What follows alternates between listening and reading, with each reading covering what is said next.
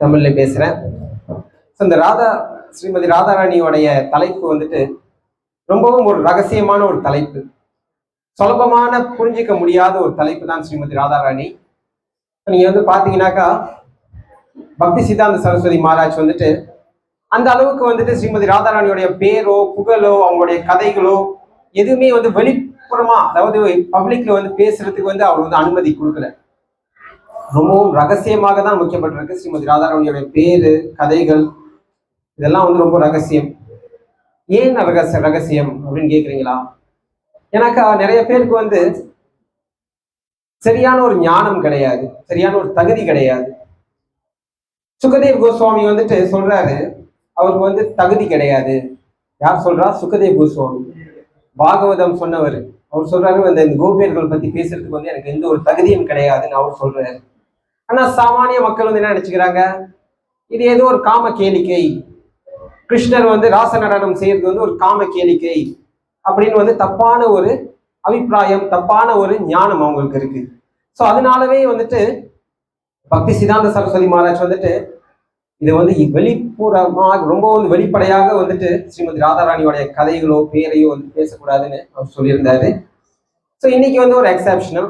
ஏன் எக்ஸப்ஷனல்னாக்கா, இன்னைக்கு ஸ்ரீமதி ராதாராணியோடைய பிறந்த தினம், அவதரித்த தினம். ஸோ இந்த பூலோகத்துக்கு வந்து ஒரு சிறப்பு என்னன்னாக்கா இந்த அவதாரம் தினங்கள். ஏன்னாக்கா கிருஷ்ணருடைய லோகம், அதாவது கோலோக்கான்னு சொல்றாங்க இல்லையா, அங்க வந்து கிருஷ்ணர் வந்து பிறக்கிறதோ, அங்க வந்து பிறக்கிற லீலையெல்லாம் கிடையாது, அசுரர்களை அழிக்கிற லீலையெல்லாம் அங்க கிடையாது. இது எல்லாமே வந்துட்டு இந்த பூலோகத்துக்கு மட்டுமே ஒரு சிறப்புன்னு சொல்லலாம். ஏன்னா கிருஷ்ணர் வந்து அங்க வந்து பிறப்பிருக்கிறதோ, இல்லை ராதாராணி வந்து அங்க பிறப்பிருக்கிறதோ, அங்க வந்து அந்த மாதிரி எந்த ஒரு லீலையும் அங்க கிடையாது. ஸோ இப்போ ராதா கோவிந்தா, ஸோ ராதா கோவிந்தா வந்து டேட்டி யார் வந்து, இந்த ராதா கோவிந்தா சரி எல்லாம் ராதா கோவிந்தா, பொதுவாக வந்து ராதா கோவிந்தா டேட்டி வந்து யார் இந்த காவிங் செதுக்குனாங்க, யார் வந்து செஞ்சாங்க தெரியுங்களா? Who carved the deity of Radha Govinda சரிங்களா? விருந்தாவனத்துல வந்துட்டு முக்கியமா வந்து 7 ஸ்தலம், 7 புனித, அதாவது 7 முக்கியமான கோயில்கள் இருக்கு. அதுல ஒரு கோவில் வந்து பாத்தீங்கன்னாக்கா ராதா கோவிந்தா, ராதா மதன் மோகன், ராதா கோவிந்தா, ராதா கோபிநாத், முக்கியமான 3 ஆலயங்கள். ஹூ காஃப்ட், அதாவது யார் வந்துட்டு இவங்களை வந்துட்டு ராதா கோவிந்தாவை வந்துட்டு செதுக்குனாங்க. கிருஷ்ணருக்கு வந்துட்டு கிருஷ்ணருடைய காலம் பிறகு வந்துட்டு வஜ்ரநாபா, வஜ்ரநாபா வந்து கிருஷ்ணருடைய பேரன். ஸோ அவர் தான் வந்துட்டு இந்த டெய்டி, அவர் வந்து டெய்டி கிரியேட் கிருஷ்ணருடைய அர்ச்ச விக்கிரகங்களை உருவாக்குனாரு. ஆனா அவர் கிருஷ்ணரை பார்த்தது கிடையாது, வஜ்ரநாபா வந்து கிருஷ்ணரை பார்த்தது கிடையாது.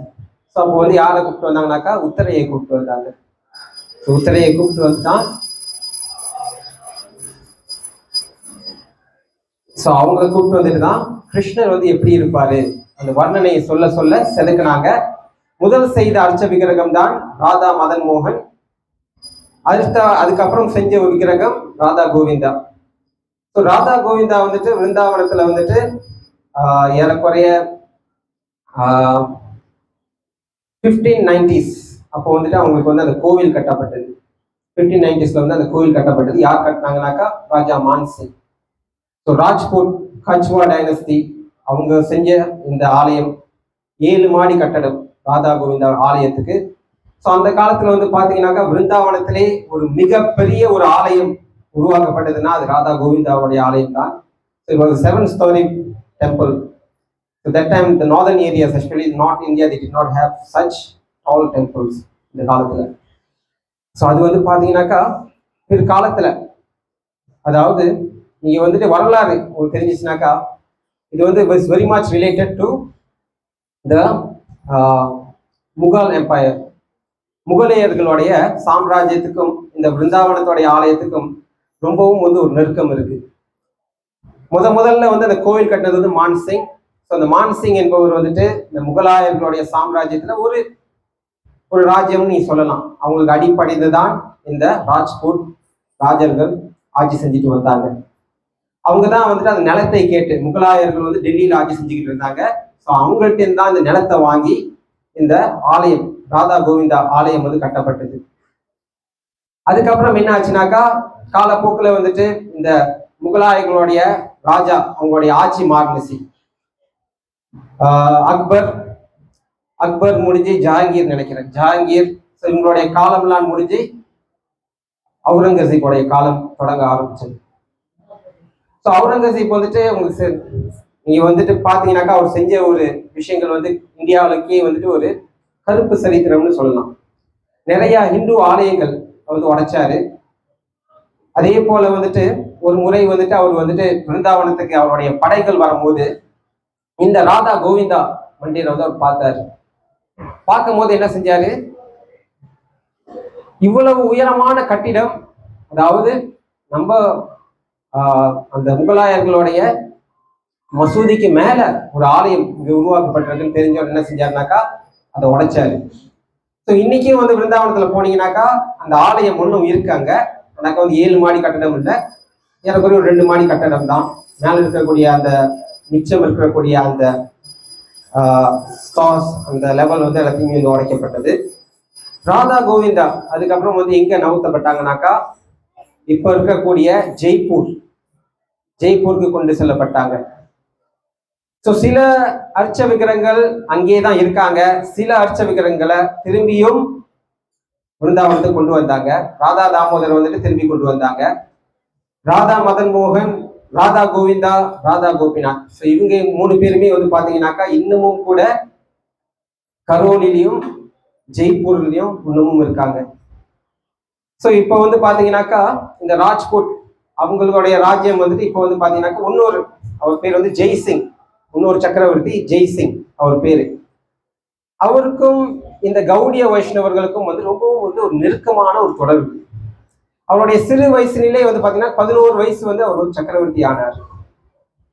அவருடைய தொடர்பு வந்து கௌடிய வைஷ்ணவர்கள் கூட எப்படி ஆரம்பிச்சுனாக்கா ஸ்ரீல விஸ்வநாத் சக்கரவர்த்தி தாக்கூர். இது வந்து 17ஆம் நூற்றாண்டோடைய தொடர்ச்சியில் நடந்தது. ஸோ 17ஆம் நூற்றாண்டோடைய தொடர்ச்சியில பாத்தீங்கன்னாக்கா அவர் வந்து அங்க பிருந்தாவனத்துல இருந்தாரு, ரொம்பவும் நெருக்கமா இருந்தார். ஸ்ரீல விஸ்வநாத் சக்கரவர்த்தி தாக்கூர், பலதேவ் வித்யபூஷன், அப்புறம் கிருஷ்ணதேவர், இவங்க கூட எல்லாம் வந்து ரொம்ப நெருக்கமாக இருந்தாரு.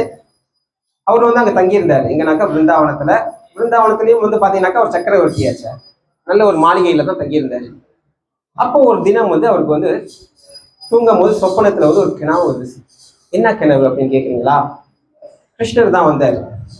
கிருஷ்ணர் வந்து சொல்றாரு, பாரு பிருந்தாவனத்துல பிறந்தேன், கடைசியா ஊர் விட்டு ஊர் போய் எங்கேயும் வாழ்ந்துகிட்டு இருக்கேன். ஆனா நீ பத்தியா இவ்வளவு ராஜா மாதிரி இங்க பிருந்தாவனத்துல வாழ்ந்துகிட்டு இருக்க அப்படின்னு கிணாவில் வந்து கிருஷ்ணர் சொல்றாரு. ஸோ இந்த கிணவு கண்டோடனே இவர் வந்து இந்த மாதிரி ஒரு கிணவு, என்ன கிணவு இது, கிருஷ்ணர் வந்து என்ன விடைக்கிறாரா இல்லை வந்துட்டு என்ன செய்ய சொல்றாரு? அதுக்கப்புறம் தான் வந்து யோசிச்சாரு, இன்னுமே வந்துட்டு நான் வந்து அந்த முகலாயர்களுடைய ராஜ்யத்துக்கு கீழே அடிப்படைந்து இருக்கக்கூடாது. ஸோ முகலாயர்கள் கொடுத்த பட்டம் தான் அவருக்கு வந்துட்டு மிர்சராஜா சவாய் ஜெய்சிங். ஸோ சவாய்னாக்கா ஒன்றல்ல, அதாவது ஒன்றுக்கு மேல. எனக்கு யுத்த காலத்துல வந்துட்டு அவர் வந்து அந்த அளவுக்கு ஒரு வெரி காம்பிடன்ட் பர்சன். ஸோ அதனால வந்து பாத்தீங்கன்னாக்கா அவர் அந்த டைட்டிலை வந்து விட்டு கொடுத்தாரு. இதுக்கப்புறமும் வந்துட்டு நான் இந்த முகலாயர்களுடைய ராஜ்யத்துக்கு கீழே நான் ஆதிப்படைந்து இருக்க மாட்டேன். அதுக்கப்புறம் என்னாச்சுனாக்கா மெதுவாக அவருடைய தீவிரம் இன்னமும் கௌடிய வைஷ்ணவர்களுடைய சித்தாந்தத்துக்கு மேல ஆர்வம் இன்னமும் அதிகரிச்சுக்கிட்டு இருந்தது. இவங்களுடைய ராஜகுரு, அதாவது ராஜ்கோட், அந்த கச்வா சாம்ராஜ்யத்துடைய ராஜகுருகள் வந்துட்டு பாத்தீங்கன்னாக்கா ராமநந்திஸ் வந்து யாருனாக்கா நம்ம எப்படி, அதாவது கிருஷ்ணர் வந்துட்டு முழு முதல் கடவுள்னு சொல்றோமோ, ராமநந்திஸ் வந்துட்டு ராமர் தான் முழு முதல் கடவுள் அப்படின்னு சொல்லக்கூடியவங்க. ஸோ இந்த ராமநந்திஸ் தான் அவருடைய அந்த காலத்துல வந்து அவங்களுக்கு வந்து ராஜகுருவா இருந்தாங்க. அவங்களுக்கு வந்து இப்ப தோண ஆரம்பிக்குது என்னன்னாக்கா நம்மளுடைய ராஜா வந்துட்டு மெதுவாக இப்பொழுது என்ன செய்யறாரு, ஃபோக்கஸ் ஷிஃப்ட் ஆகுது. யார்கிட்ட? ராதா கோவிந்தா கிட்ட. ஸோ ராதா ராணிக்கும் கிருஷ்ணருக்கும் வந்து அவருடைய வழிபாடு ஒன்றுமும் அதிகரிச்சுக்கிட்டு இருக்கு. இப்போ இவங்களுக்கு மனசுல வந்து ஒரு பயம் ஏற்பட்டது. காலகாலமாக நாங்கள் தான் வந்துட்டு ராஜகுருவாக இருந்து ஆலோசனை சொல்லிக்கிட்டு இருக்கோம், ஆனா இப்போ வந்துட்டு ராஜா வந்துட்டு வேற ஏதோ ஒரு சித்தாந்தத்தை வந்து கொண்டு வந்துட்டு இருக்காரு. ஸோ அப்பதான் என்ன சொன்னாங்க, இந்த கௌடிய வைஷ்ணவம் வந்து உண்மையிலே ஒரு பொய்யான சம்பிரதாயம். இது என்ன சம்பிரதாயம்? இது எந்த சம்பிரதாயத்து கூட சேர்ந்தது பாத்தீங்கன்னாக்கா பத்ம புராணத்துல 4 சம்பிரதாயம் இல்லையா? ஸ்ரீ சம்பிரதாயம், மதுவா, உம்பர்கா ஆச்சாரியா, ருத்ர சம்பிரதாயம், நாங்க விக்குமர சம்பிரதாயம், ருத்ர சம்பிரதாயம், 4 சம்பிரதாயம் இருக்கு. ஸோ இந்த 4 சம்பிரதாயத்துக்கும் இந்த கௌடிய வைஷ்ணவத்துக்கும் என்ன சம்பந்தம்? யார் இந்த கௌடிய வைஷ்ணவர்கள்? இவங்களுக்கும் இந்த 4 சம்பிரதாயத்துக்கும் சம்பந்தம் இருந்தால் மட்டும்தான் இவங்களுடைய சித்தாந்தம் நிலைக்கும், இவங்களுடைய வழிபாடு நிலைக்கும்.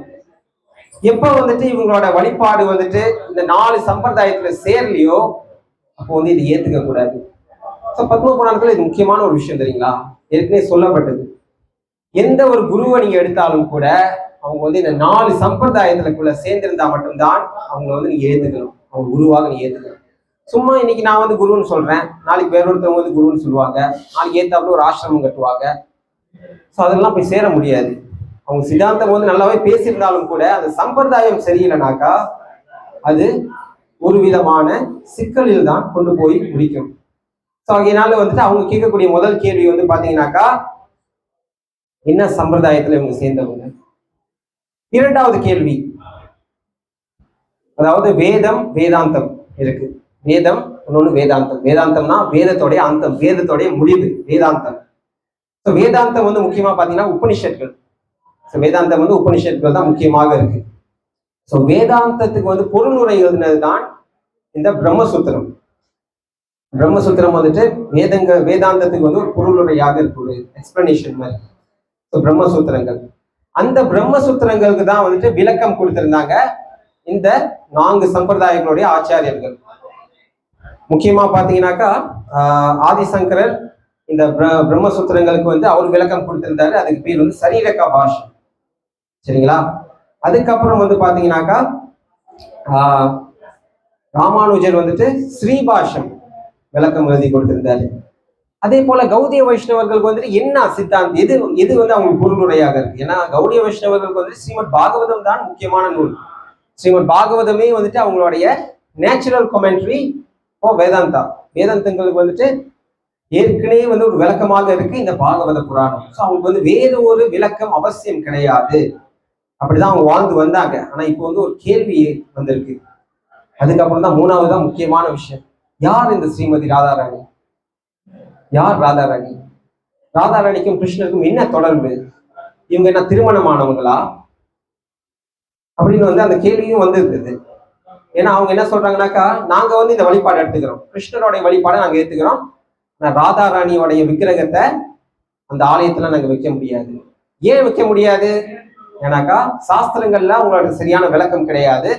இரண்டாவது, அவங்களுக்கும் கிருஷ்ணருக்கும் என்ன உறவு? ஒரு மனைவின்னு சொல்லியிருந்தாக்க ஏத்துக்கலாம், மனைவின்னு சொல்லலையே, அப்படி இருந்தா எப்படி ஏத்துக்க முடியும்? இதுதான் அவங்களுடைய கேள்வி. ஒருவேளை ராஜா நீங்க வந்து அவங்களை வந்து வழிபடணும்னு நினைச்சீங்கன்னாக்கா நாளைக்கு உங்க ஊர்லயே வந்துட்டு யாராச்சும் வந்து கல்யாணம் பண்ணாம ஒரு தொடர்புல இருந்தாங்கனாக்கா இது உங்களுக்கு ஏத்துக்க முடியுமா? இதுதான் வந்துட்டு அவங்க வச்ச கேள்வி. இதுக்கு வந்து பதில் சொல்ல போனார் தான் யார் போனாங்கனாக்கா பலதேவ் வித்யபூஷன். பலதேவ் வித்யபூஷனுடைய இந்த பேர் வந்து பாத்தீங்கன்னா பகவத்கீதை வந்து பிரபுபாதர் வந்து போட்டிருப்பாரு.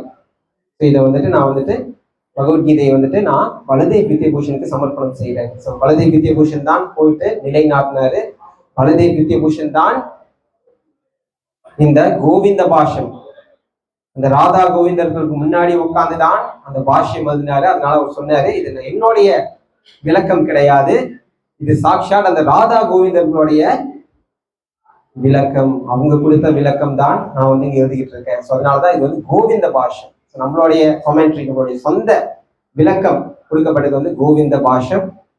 அதுக்கப்புறம் ராதாராணி பத்தி இன்னைக்கு நம்ம தெரிஞ்சுக்கணும் அவசியமாக. ஸோ அதை நான் வந்து இப்போ விளக்குவேன். ஸோ யார் ஸ்ரீமதி ராதாராணி அப்படின்னு கேட்குறீங்கன்னாக்கா சைத்தன்ய சரிதாமிர்தால வந்துட்டு உங்களுடைய விளக்கம் கொடுக்கப்பட்டிருக்கு. ஸ்ரீமதி ராதாராணியும் கிருஷ்ணரும் வெவ்வேறு கிடையாது. ஸ்ரீமதி ராதாராணியும் கிருஷ்ணரும் ஒரு ஆத்மா 2 உடல்கள்ல, ஏகாத்மா, ஆனா 2 சரீரத்துல ஒரே ஆத்மா, வெவ்வேறு கிடையாது. இப்போ வந்து உங்களுக்கு வந்து சுகம், அதாவது ஒரு விஷயத்தை அனுபவிக்கணும், சந்தோஷமா இருக்கணும், என்ன செய்வீங்க? என்ன கிடைச்சா உங்க வாழ்க்கைக்கு சந்தோஷமா இருப்பீங்க? பல பேர் சொல்லலாம் ஐபோன் இருந்தா சந்தோஷமா இருப்பேன், எனக்கு வந்து நாசினமா சாப்பாடு கொடுத்தா சந்தோஷமா இருப்பேன், தியேட்டர்ல புதுசா படம் வந்திருக்கு படம் பார்த்தா சந்தோஷமா இருப்பேன். அப்படின்னா நம்ம வந்து இந்த பௌதிக உலகத்து மேல இருக்கக்கூடிய விஷயங்கள் மேலதான், அந்த விஷயம் எனக்கு அடைஞ்சால் மட்டும்தான் நான் சந்தோஷமா இருப்பேன்னு நம்ம தேடி போவோம். ஆனா கிருஷ்ணர் அப்படி கிடையாது. கிருஷ்ணர் வந்து ஆத்மராம், அதாவது அவருடைய சொந்தத்தாலே திருப்திப்படுத்திக்குவார். அவருக்கு வந்து தனியா இன்னொரு விஷயத்தை தேடி போனோன்னு அவருக்கு எந்த ஒரு அவசியமும் கிடையாது. ஸோ அதனால அவருடைய உடல்லேருந்து வந்தவங்க தான் ஸ்ரீமதி ராதாராணி. ஸோ அதனால அவங்க வந்து எந்த ஒரு சக்தியை வந்து அவங்க வந்துட்டு அவங்க வந்துட்டு எந்த ஒரு சக்தின்னு சொன்னாக்கா ஹலாதினியோட சக்தி. முக்கியமா வந்து பாத்தீங்கன்னாக்கா கிருஷ்ணருக்கு வந்து பலவிதமான சக்திகள் இருக்கு. பலவிதமான சக்திகள் முக்கியமா வந்துட்டு அதை வந்து சமரியில சொல்லணும்னாக்கா 3 விதமான சக்திகள்: அந்தரங்க சக்தி, பகிரங்க சக்தி, ததாஷ்ட சக்தி.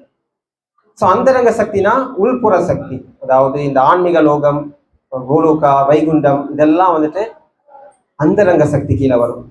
அதுக்கப்புறம் பாத்தீங்கன்னாக்கா பகிரங்க சக்தி. பகிரங்க சக்தினாக்கா இந்த பௌதிக உலகம், இந்த பௌதிக உலகம் எல்லாமே வந்து பகிரங்க சக்தி கீழே வரும்.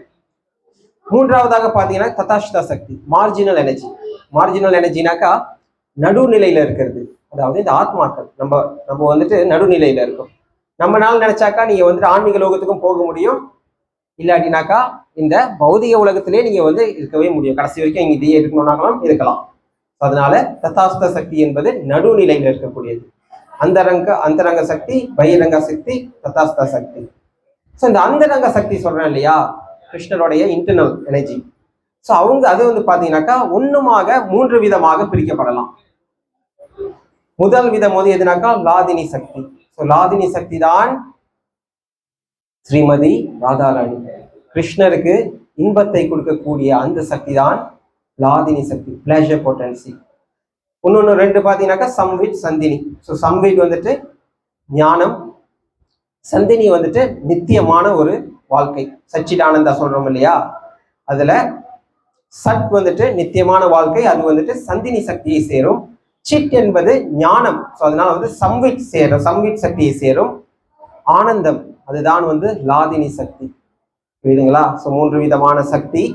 ஸோ அந்த 3 விதமான சக்திகள்ல அந்தரங்க சக்தியை வந்து 3 விதமாக பிரிச்சிங்கனாக்கா அதுல லாதினி சக்தின்னு சொல்லக்கூடியவங்க தான் ஸ்ரீமதி ராதாராணி. ஸ்ரீமதி ராதாராணியோடைய புகழ் வந்துட்டு கிருஷ்ணரே சொல்லியிருக்காரு. கிருஷ்ணரை வந்து அவருடைய நண்பரான அர்ஜுனர்கிட்ட பத்ம புராணத்துல சொல்லியிருக்காரு. சொல்றாரு, இந்த 3 உலகங்கள்ல எந்த இடம் சிறந்த இடம்? 3 உலகங்கள் இருக்கு, அதுல எந்த இடம் சிறந்த இடம்? அவர் சொல்றாரு, இந்த 3 உலகங்கள்ல சிறந்த இடம் இந்த பூமி தான். கேட்கலாம், ஏன் பூமி, எதனால பூமி அப்படின்னு கேட்கும் போது அவர் சொல்றாரு, ஏன்னா பூமியில தான் விருந்தாவனம் இருக்கு. சொர்க்கலோகத்துல விருந்தாவனம் இருக்கா? இல்ல பிரம்மலோகத்துல விருந்தாவனம் இருக்கா? மற்ற இடங்கள்ல விருந்தாவனம் கிடையாது. ஸோ இந்த பூலோகத்துல மட்டும்தான் விருந்தாவனம் இருக்கு. ஸோ அதனால விருந்தாவனம் ரொம்பவும் சிறந்தது. ஸோ விருந்தாவனம் ஏன் சிறந்தது? அடுத்ததாக கேள்வி கேட்கலாம் இல்லையா, ஏன் Vrindavan is special, why Vrindavan is special அப்படின்னு கேட்டீங்கன்னாக்கா கிருஷ்ணர் வந்து அர்ஜுனர்கிட்ட சொல்றாரு, விருந்தாவனம் ஏன் ஸ்பெஷல்னாக்கா, ஏன்னா அங்க கோபியர்களுடைய கால் தடம் இருக்கு. கோபியர்கள் அங்க இருக்காங்க, அவருடைய உண்மையான பக்தர்களான அந்த கோபியர்கள் அங்க இருக்காங்க. கோபியர்களுடைய பக்தி எப்படிப்பட்ட ஒரு பக்தி? இப்ப நம்ம வந்து என்ன செய்வோம், கிருஷ்ணனுக்கு போவோம், ஷாப்பிங் லிஸ்ட் வச்சிருப்போம், கிருஷ்ணா எனக்கு வந்து இந்த காடி வேணும், இவங்களை நான் திருமணம் பண்ணணும், எனக்கு இந்த வீடு பங்களா வேணும், ஜெய ஜெகதீஷ் ஹரி அப்படின்னு வணங்கிட்டு போவோம். ஆனா இவங்க கோபியர்கள் வந்து அப்படி கிடையாது. கோபியர்கள் வந்துட்டு கிருஷ்ணருக்காக எதையும் செய்யக்கூடியவர்கள், கிருஷ்ணருடைய இன்பத்துக்காக மட்டுமே வாழக்கூடியவர்கள். ஸோ அதுதான் கோபியர்கள். ஸோ அந்த கோபியர்கள் இருக்கக்கூடிய அந்த விருந்தாவனமே உயர்ந்த ஒரு இடம், அதனாலதான் இந்த பூமி உயர்ந்த இடம். அந்த கோபியர்களுக்குள்ளார யார் சிறந்தவங்கன்னா ஸ்ரீமதி ராதாராணி. அதனாலதான் கிருஷ்ணர் சொல்றாரு, அந்த ஸ்ரீமதி ராதாராணி என்னுடைய உயிருக்கும் மேலானவங்க. நிறைய பேர் வந்து இதை வந்து ரொம்பவும் தப்பாக புரிஞ்சுக்கிட்டு தப்பான நிலையில அவங்களுடைய பார்வைக்கு இறக்குறாங்க. புரியுதுங்களா? இப்போ ஒரு உயர்ந்த ஒரு விஷயம் இருக்கு, ஆனா உங்களுக்கு அந்த ஞானம் கிடையாது, உங்களுக்கு ஒரு தாழ்ந்த ஞானம் தான் இருக்கு. அப்ப என்ன செய்யறோம், அந்த உயர்ந்த ஒரு விஷயத்த கொடுத்தாலும் கூட அதை உங்க தாழ்ந்த நிலைக்கு தான் இறக்குறாங்க. கீதையோடைய 15வது அத்தியாயம் வந்து பாத்தீங்கன்னாக்கா, அங்க வந்துட்டு ஒரு அரச மரமா ஆலமரமா, பனியன் ட்ரீ, தமிழ்ல என்ன சொல்லுவாங்கன்னு தெரியல, அரச மரமா ஆலமரமானு இன்வெர்டட் ரிஃப்ளெக்ஷன். அதாவது வந்து பாத்தீங்கன்னாக்கா ஒரு மரம் இருந்துச்சுனாக்கா அதுக்கு முன்னாடி ஒரு குளம் வெட்டி வச்சிருந்தீங்கன்னாக்கா அந்த குளத்துல வந்துட்டு அதோடைய பிம்பம் ரிஃப்ளெக்ஷன் ஆஃப் த ட்ரீ வந்து அங்க நீங்க பாப்பீங்க. அதான் அந்த மரத்தோடைய ரிஃப்ளெக்ஷன் வந்து எப்படி இருக்கும்? ரிஃப்ளெக்ஷன் வந்து எப்போதும் பாத்தீங்கன்னாக்கா ஒரு 180 டிகிரிஸ் ஆப்போசிட்டா தான் இருக்கும். அதாவது இங்க வந்து மரம் வந்து வேர் கீழே இருக்கும், அதோடைய கிளைகள் மேல இருக்கும். ஆனா நீங்க தண்ணியில பார்க்கும்போது அதோடைய பிம்பம் வந்து தெரியும் போது எது இருக்கும்? வேர் முதல்ல இருக்கும், கிளைகள் கீழே இருக்கும். டோட்டலி ஆப்போசிட்டா இருக்கும். ஸோ அதே தான் இந்த பௌதிக உலகம். இந்த பௌதிக உலகத்துக்கும் ஆன்மீக உலகத்துக்கும் என்ன வித்தியாசம்? முக்கியமான வித்தியாசம் கேட்குறீங்களா? இந்த ஆன்மீக லோகத்துல இருந்த உயர்ந்த விஷயமும் இந்த பௌதிக உலகத்துல வந்து ரொம்ப தாழ்ந்த விஷயமா இருக்கும். அன்புன்னு சொல்லக்கூடிய விஷயம், பக்தின்னு சொல்லக்கூடிய விஷயம் இந்த பௌதிக உலகத்துல வந்து எது கூட சேர்ந்து வச்சிருவாங்கனாக்கா காமத்து கூட சேர்த்துருவாங்க. நீங்க நம்பலையா? உதாரணம் சொல்றேன். தேவதாசிகள்னு சொல்லுவாங்க. இந்த தேவதாசிகள் வந்து யாருன்னு கேட்டீங்கன்னாக்கா ஒரு ஆலயத்துல அவங்க வந்து அந்த பகவானுக்கு நடனம் செஞ்சுட்டு பகவானுக்கு பாட்டு பாடிக்கிட்டு பகவானுக்காக வாழ்றவங்க தான் இந்த தேவதாசிகள். இது வந்து இந்தியாவில வந்து பல காலமாக அவங்க வாழ்ந்து வந்தாங்க. ஜெகநாத் பூரியில கூட பாத்தீங்கன்னாக்கா அந்த கோபி கீதம் வந்து யார் பாடுவாங்கனாக்கா இந்த தேவதாசிகள் தான். ஆனா காலப்போக்குல இந்த தேவதாசிகளுக்கு வந்து என்ன ஆச்சு? கடைசியாக வந்து பாத்தீங்கன்னாக்கா பிரிட்டிஷ் காலத்துல வந்துட்டு இந்த தேவதாசிகளை வந்து அவங்க வந்து கம்ப்ளீட்டா வந்து அந்த ஆக்ட் போட்டு அந்த ரிஜெக்ட் பண்ணாங்க. இந்த மாதிரி வந்து அந்த இருக்கவே கூடாது. ஏன்னா ஆரம்பத்துல வந்து ஆலயத்துல வந்து தான் இவங்க சேவை செஞ்சுட்டு வந்தாங்க இந்த தேவதாசிகள். அதுக்கப்புறம் என்னாச்சு? ராஜாக்கள் பார்க்க ஆரம்பிச்சாங்க.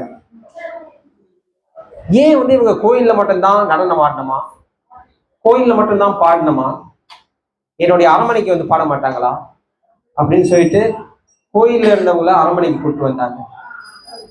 அங்க கூட்டிட்டு வந்த பிறகு அதுக்கப்புறம் வந்து என்ன ஆச்சு? அவங்களுடைய சுகத்துக்காக இவங்களை வந்து பயன்படுத்திக்கிட்டாங்க. உயர்ந்த ஒரு விஷயம் தெரியுங்களா? தேவதாசின்னு சொல்லக்கூடியவங்க வந்து உயர்ந்த ஒரு ஸ்தானத்துல இருந்தவங்க. ஆனா கடைசியாக அவங்களோட நிலை என்னன்னாக்கா ஒரு தாசி பெண்ணுடைய நிலை தான் அவங்க கொடுக்கப்பட்டது. ஸோ அதனாலதான் சொல்றேன், ஆன்மீக லோகத்துல எது உயர்ந்த விஷயமா இருக்கோ இந்த பௌதிக உலகத்துல ரொம்பவும் தாழ்ந்த நிலையில இருக்கு. அங்க பக்தினாக்கா இங்க காமம். ஸோ அதனாலதான் வந்து நிறைய பேர் வந்து இந்த கிருஷ்ணனுடைய லீலை, ராதாராணியோடைய லீலை வந்து படிக்கும் போது அவங்களுக்கு அந்த ஞானம் கிடையாது. ஸோ அப்ப அவங்க என்ன நினைக்கிறாங்க? அவங்களுடைய பார்வைக்கு அதை கொண்டு வந்துடுறாங்க. அவங்களுடைய பார்வை கொண்டு வந்தா எப்படி இருக்கும்? ஸோ ஒரு விஷயத்த வந்து அதோடைய உண்மையான நிலையில பார்க்கும்போது எந்த ஒரு தவறும் இருக்காது. ஆனா அதே விஷயத்த நீங்க தாழ்ந்த நிலையில கொண்டு வந்தாக்கா அது வந்து தப்பான ஒரு பார்வையில தான் இருக்கும். முக்கியமா 2 விதமான ஒரு அபிப்பிராயத்தோட இருப்பாங்க. ஒண்ணு, கிருஷ்ணரே செய்யறாரு, நான் செய்யக்கூடாதா? கிருஷ்ணர் வந்து இத்தனை மனைவி இருக்காங்க, எனக்கு நான் வந்து வச்சுக்க கூடாதா? ஆனா அவங்க என்ன புரிஞ்சுக்கலனாக்கா கிருஷ்ணர் வந்துட்டு கோபி உடைய வல்லவர்களுக்கு முன்னாடி அவர் வந்து கிரிதாரியா இருந்தாரு. கோவர்தன் மலையை வந்து உத்தாரணம் பண்ணாரு. இவங்க வந்து சொல்றாங்க கிருஷ்ணர் வந்து கோபியர்களோட விளையாடுறாங்க. ஆனாக்கா கிருஷ்ணர் வந்து செய்யக்கூடிய செயல் அனைத்தையுமே வந்து இவங்களால செய்ய முடியாத, ஏதோ இவங்கனால செய்யக்கூடிய செயலை மட்டும் இவங்க எடுத்துக்கிறாங்க. செய்ய முடியாத செயலை என்ன சொல்றாங்கன்னாக்கா இது இறைவன் மட்டும் செய்யக்கூடியது அப்படின்றாங்க. கும்பமேளா நீங்க போயிருக்கீங்களா? கும்பமேளா எத்தனை பேர் போயிருக்கீங்க? இடையில போனீங்களா? பிரபு கூட ஒரு முறை வந்து போயிருந்தேன், அது 12 வருஷத்துக்கு முன்னாடி. ஸோ அப்போ வந்து பாத்தீங்கன்னாக்கா அங்க வந்துட்டு நிறைய கேம்ப்ஸ் இருக்கும், சின்ன சின்ன கேம்ப்ஸ் மாதிரி இருக்கும். அங்க வந்து வெள்ளைக்காரவங்க நிறைய பேர் அங்க உட்காந்துருப்பாங்க. ஏன் வெள்ளைக்காரவங்க ஆர்வமா இங்க உட்காந்துருக்காங்க அப்படின்னு கேட்டீங்கன்னாக்கா அங்கெல்லாம் வந்துட்டு அவங்க வந்து அந்த ஒரு மாதிரியான சிகரெட், அது வந்து கஞ்சா, அதை வந்து அங்க குடிச்சிக்கிட்டு இருக்காங்க. இந்த நாகபாபான்னு சொல்லுவாங்க இல்லையா, அவங்க கூட சேர்ந்து வந்து அந்த கஞ்சா குடிச்சிக்கிட்டு இருக்காங்க. அப்ப அவங்கள்ட்ட கேட்கும் போது ஏன் இப்பெல்லாம் வந்து செய்றீங்க? அவங்க என்ன சொல்றாங்க, பரமசிவனார் செஞ்சாரு அதனால நானும் செஞ்சுறேன். இப்போ பரமசிவனார் விஷம் குடிச்சாரு, நீங்க ஏன் குடிக்க மாட்டீங்க அப்படின்னு நம்மளாம் திரும்பி அவங்க கேட்கலாம் இல்லையா? ஸோ பகவான் செஞ்சதெல்லாம் வந்துட்டு நம்மளால செய்ய முடியாது. ஸோ அதனால வந்துட்டு பகவான் செய்யறது வந்துட்டு அது வந்துட்டு உண்மையான ஒரு உயர்ந்த ஒரு விஷயம். அதை வந்து நம்மளுடைய நிலைக்கு வந்து தாழ்த்தி பார்க்க கூடாது. அதை பகவானுடைய நிலையில மட்டுமே தான் பார்க்கணும். நிறைய பேர் இது செய்யாத வாசி தான் அவங்க வந்துட்டு இந்த தப்பான அபிப்பிராயம், தப்பான புரிதல். இன்னும் சில பேர் பாத்தீங்கன்னாக்கா அவங்க என்ன சொல்லுவாங்க, கிருஷ்ணர் ஏன் இப்படி இருக்காரு, கிருஷ்ணர் என்னால கடவுளாவே ஏத்துக்க முடியாது, இப்படிப்பட்டவரா இருக்காரு, கோபியர்களுடைய துணியை திருடுறாரு, இதெல்லாம் கடவுள் செய்யக்கூடிய ஒரு வேலையா அப்படின்னு அவங்க கேட்பாங்க. கடவுள் வந்து பாத்தீங்கன்னாக்கா அவங்களுடைய அபிப்பிராயப்படி வந்துட்டு ஒரு காக்கும் தெய்வம், இல்லைன்னா வந்து எங்கேயாச்சும் உட்கார்ந்து இருக்கணும், எங்கேயாச்சும் அவங்களை பார்த்துக்கிட்டு இருக்கணும், அப்படிதான் அவங்களுக்கு தெரியும். ஆனா கடவுள் வந்து அப்படி கிடையாது. கடவுள் வந்துட்டு பாத்தீங்கன்னாக்கா இந்த சோசியல் நார்ம்ஸ், இது எல்லாத்துக்குமே அப்பாற்பட்டவர் தான் கடவுள். இதுக்கு எல்லாத்துக்குமே அப்பாற்பட்டது தான் பக்தி. ஞானம் மலர்ந்த நிலைதான் பக்தி. புரியுதுங்களா? ஞானம் வந்து மலர்ந்தால் தான் அது பக்தி நிலை. ஸோ எல்லாருமே வந்து இந்த ஞான நிலையிலே இருந்தால் பார்த்தாலும் அது தவறு தான். பக்தி சித்தாந்த சரஸ்வதி மகாராஜ் வந்து இதை பேசவே கூடாதுன்னு சொல்லல. ஆனா என்ன சொன்னாருனாக்கா, யார் கூட பேசணுமோ அவங்க கிட்ட பேசணும். எல்லாருமே இதை வந்து சரியாக புரிஞ்சுக்க முடியாது. அதனாலதான் இந்த ராசலீலை வந்து பாத்தீங்கன்னாக்கா 10வது ஸ்கந்தத்துல தான் இருக்கு. பாகவதம் படிக்கும் போது முதல் 9 ஸ்கந்தம் நீங்க படிக்கும் போது கிருஷ்ணருடைய நிலை, கிருஷ்ணருடைய ஸ்தானம் என்னன்னு நீங்க தெரிஞ்சுக்கிட்டு தான் 10வது ஸ்கந்தம் வரும்போது இந்த ராசலீலையோ இல்ல கிருஷ்ணர் வந்து கோபியர்களோட செய்யக்கூடிய லீலை வந்துட்டு நம்ம ஒரு நாள் புரிஞ்சுக்க முடியும். இல்லைனாக்கா அது ரொம்பவும் வந்து ஒரு சிரமமான ஒரு தலைப்பு, ரொம்ப ரசிக்க வேண்டிய ஒரு தலைப்பு. ஆனாக்கா சரியான ஞானம் இல்லாத வாசி இதை படிக்க ஆரம்பிச்சாங்கனாக்கா அது வந்து ஒரு தப்பான அபிப்பிராயத்துல தான் கொண்டு போவாங்க. ஸோ அடுத்ததாக ராதாராணியோடைய சில லீலைகள் பத்தி உங்கள்கிட்ட பகிர்ந்து கொள்ளணும்னு ஆசைப்படுறேன். ஸோ ராதாராணி வந்து பிறந்த இடம் வந்துட்டு ராவல். அங்க வந்து யமுனா நதி ஓடிக்கொண்டு இருக்கு. அந்த யமுனா நதியில தான் ரிஷபானு அவர் வந்துட்டு ராதாராணியை கன்று எடுத்தாரு. எப்படி வந்து ரிஷபானு, ஸோ ஸ்ரீமதி ராதாராணி பிறந்த இடம் வந்து ராவல். ஸோ அவங்க வளர்ந்த இடம் வந்து பர்ஷனா. அவங்க கல்யாணம் பண்ணி போன இடம் வந்துட்டு ஜாவட். அவங்களுடைய கணவர் பேர் வந்து அபிமன்யு. ஸோ இந்த அபிமன்யு என்பவர் வந்துட்டு என்ன சொல்லுவாங்கனாக்கா ஆச்சாரியர்கள், கிருஷ்ணருடைய சாயை, சாயைனா வந்து ஷேடோ, லார்ட் கிருஷ்ணா ஷேடோ தான் வந்து இந்த அபிமன்யு. ஏன் வந்துட்டு இவங்க வந்து கிருஷ்ணரை கல்யாணம் பண்ணலையா? கிருஷ்ணரை கல்யாணம் பண்ணிருக்கலாமே, ஏன் வந்து வேற ஒருத்தவங்களை கல்யாணம் பண்ணணும்? ஒரு முறை வந்து கிருஷ்ணர் வந்து நடந்து வந்துகிட்டு இருந்தாரு. இப்போ பௌர்ணமாசி, இந்த பௌர்ணமாசின்றவங்க வந்துட்டு அங்கேயிருந்து வந்து கிருஷ்ணர் வந்து ஒரு லட்டு கொடுத்தாங்க. கிருஷ்ணா லட்டு சாப்பிடு. ஒரு லட்டு எடுத்து நல்லா சாப்பிட்டுட்டு இருந்தாரு. நல்லா இருக்க, எங்கேயிருந்து இருக்கு? இதுவா? ராதாராணியோடைய கல்யாணம். ராதாராணியா? அதான்ப்பா, ராதாராணி தெரியாதா? உங்களுடைய அப்பாவுடைய நண்பர், அந்த அவங்களுடைய மகளுடைய திருமணம் தான் ராதாராணி. ரிஷபானு கீர்த்திடாவுடைய மகளுடைய திருமணம் தான். அப்படியே வந்து லட்டு வந்து துப்பி, இவ்வளவு கேவலமான லட்டு நான் சாப்பிட்டதே கிடையாது அப்படின்னு சொல்லி வீசிட்டாரு. ஸோ பாத்தீங்கன்னாக்கா முதல்ல வந்து நீங்க வந்து ஒருத்தவங்களை காதலிச்சீங்கன்னாக்கா அது வந்து ஒரு வித்தியாசமான ஒரு அனுபவம். ஆரம்பத்துல ஒருத்தவங்க கல்யாணம் பண்றீங்கன்னாக்கா அது ஒரு வித்தியாசமான அனுபவம். ஒரு கணவன் மனைவி வந்து நடந்து போய்கிட்டு இருந்தாங்க. அப்போ வந்துட்டு அந்த மனைவி அந்த உட்கார்றதுக்காக கணவன் வந்து அந்த கதவை திறந்தார், காடியோடைய கதவை திறந்து அந்த மனைவியை வந்து உள்ளுக்கு உட்கார வச்சாங்க. இதை வந்துட்டு இன்னொரு 2 பேர் கணவன் மனைவி பார்த்துக்கிட்டு இருந்தாங்க. அப்ப அந்த மனைவி சொன்னாங்க, புது காடி போடுறதுக்கு, அதனாலதான் கணவன் வந்து காடி திறந்துட்டு மனைவி உள்ளுக்கு உட்கார வைக்கிறாங்க. அந்த கணவர் சொன்னாரு, இல்ல இல்ல, புது தம்பதியர்கள்ப்பா, புது கணவன் மனைவி, அதனாலதான் வந்து காடியோடைய கதவுலாம் திறந்து கொடுக்குறாரு. ஸோ பாத்தீங்கன்னாக்கா ஆரம்பத்துல கணவன் மனைவி அது வந்து ரொம்ப முதல்ல கல்யாணம் ஆனாக்கா அவங்க வந்து ரொம்பவும் வந்து நெருக்கமாக இருப்பாங்க. ஆனா அதுவே நீ ஒரு 5-10 வருஷம் பண்ணி போய் பார்த்தீங்கன்னாக்கா அந்த அளவுக்கு அந்த நெருக்கம் இருக்காது. பழகிட்டோமே, அதுக்கு என்ன இருக்கு? ஸோ அதே மாதிரி இங்க வந்து பாத்தீங்கன்னாக்கா ஸ்ரீமதி ராதாராணிக்கும் கிருஷ்ணரும் வந்து நித்தியமான தம்பதிகள் தான். ஆனா இந்த பூலோகத்துடைய லீலைக்காக ஸ்ரீமதி ராதாராணியோடைய அந்த அன்பு ஒன்னமும் தீவிரமாக ஆக்கிறதுக்கு, கிருஷ்ணருடைய அன்பு ராதாராணி மேல ஒன்னும் தீவிரமாக ஆக்கிறதுக்கு தான் இந்த மாதிரி ஒரு லீலை இந்த பௌதிக உலகத்துல நடக்கப்பட்டது. ஸோ மறைஞ்சு பார்க்கணும். எங்கேயாச்சும் ஒரு நாள் தான் ராதாராணியை பார்க்கணும். ராதாராணி கிருஷ்ணருக்காக ஏங்கிக்கிட்டு இருப்பாங்க. இப்போ தினமும் வந்து வீட்டுல இருந்து பாத்துக்கிட்டாங்க இந்த ஏக்கம் வராத. இல்லையா? நம்ம இவர் தானே பார்த்துக்கிட்டு இருக்கேன், என்னையா இது சே அப்படின்னு சொல்லிட்டு போவாங்க. ஆனா இங்க அப்படி கிடையாது. அந்த ஏக்கம் வந்து தினமும் இருக்கும். ராதாராணிக்கு கிருஷ்ணரை அந்த பார்க்கணும்னு அந்த ஏக்கம் தினமும் இருக்கும். கிருஷ்ணருக்கு ராதாராணி எப்படியாச்சும் பார்க்கணும்னு அந்த ஏக்கம் இருக்கும். ஸோ அந்த ஏக்கம் தான் அந்த அன்பை வந்து நாளுக்கு நாள், அந்த பக்தியை வந்து நாளுக்கு நாள் அதிகரிக்குது. ஸோ அதனாலதான் வந்து இந்த பூலோகத்துடைய லீலைக்காக அவங்க வந்து திருமணம் ஆகாம இந்த மாதிரி ஒரு லீலை செய்து வந்தாங்க, அவங்களுடைய அன்பை வந்து இன்னமும் தீவிரமாக ஆக்கிறதுக்காக. புரியுதுங்களா?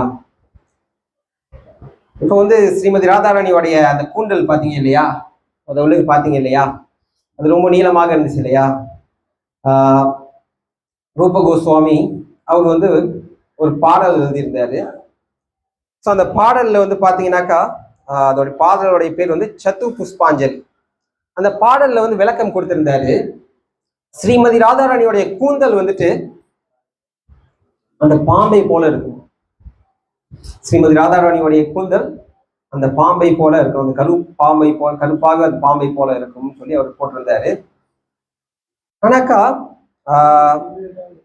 ரகுநாத் தாஸ் கோஸ்வாமி வந்து இந்த விளக்கத்தை படிச்சுட்டு அவருக்கு மனசு ரொம்ப வருத்தமாச்சு. எப்படி வந்து ராதாராணியோடைய கூந்தலை பார்த்து ஒரு பாம்பை போல இருக்குன்னு சொல்ல முடியும்? இப்படி வந்து ராதாராணியோடைய கூந்தலை பார்த்து பாம்பை போல இருக்குன்னு சொல்ல முடியும்? தப்பு இல்லையா? என்ன இருந்தாலும் ரூப கோஸ்வாமி வந்து இப்படி எழுதியிருக்க கூடாது அப்படின்னு வந்து அவர் சொன்னாரு. ஸோ என்ன ஆச்சுனாக்கா, ஒரு முறை இந்த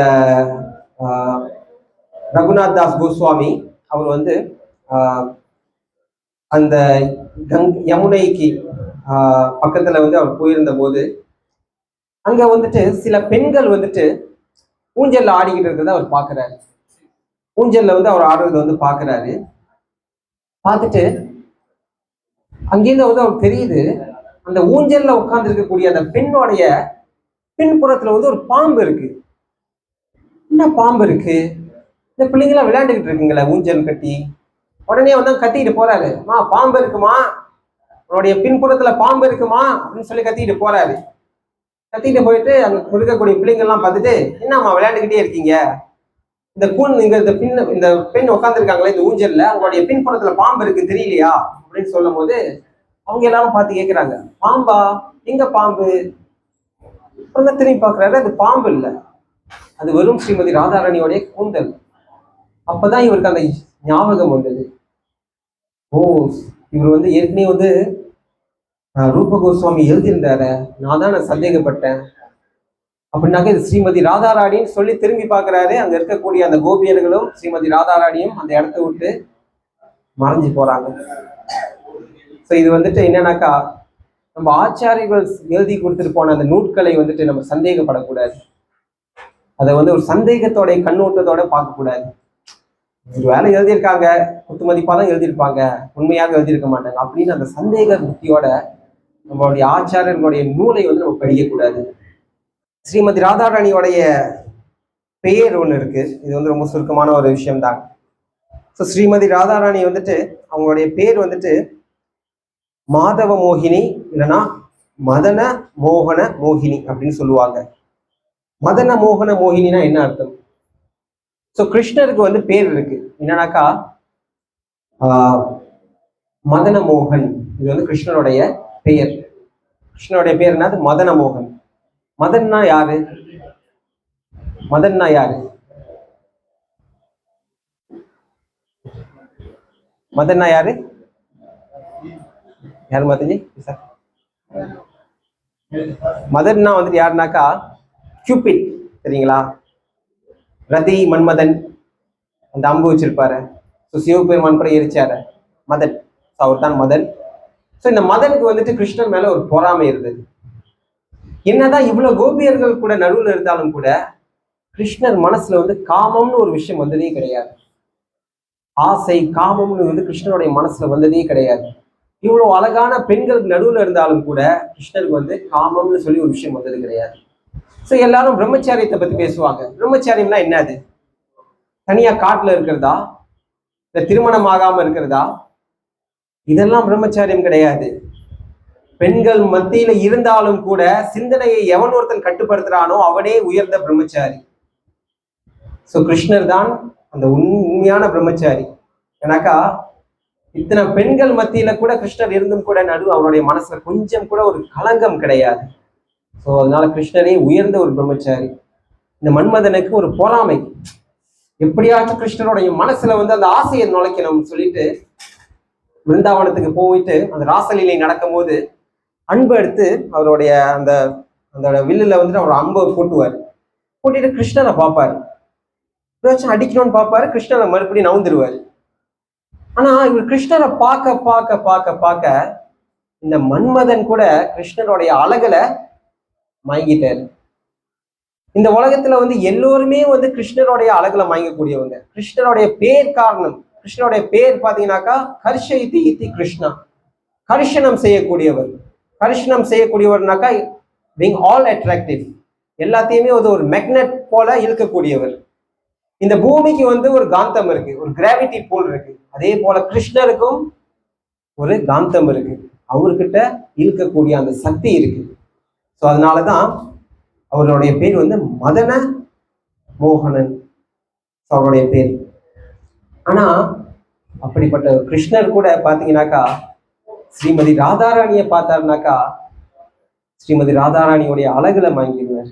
ஸோ அதனாலதான் அவருடைய ஸ்ரீமதி ராதாராணியோடைய பேர் என்னன்னாக்கா மதன மோகன மோகினி. அதாவது மன்மதனே மயக்கக்கூடிய அந்த கிருஷ்ணரையே மயக்கினவங்க ஸ்ரீமதி ராதாராணி. மாதவ மோகினி, மாதவனை மோகத்துக்குள்ளார தள்ளினவர் ஸ்ரீமதி ராதாராணி.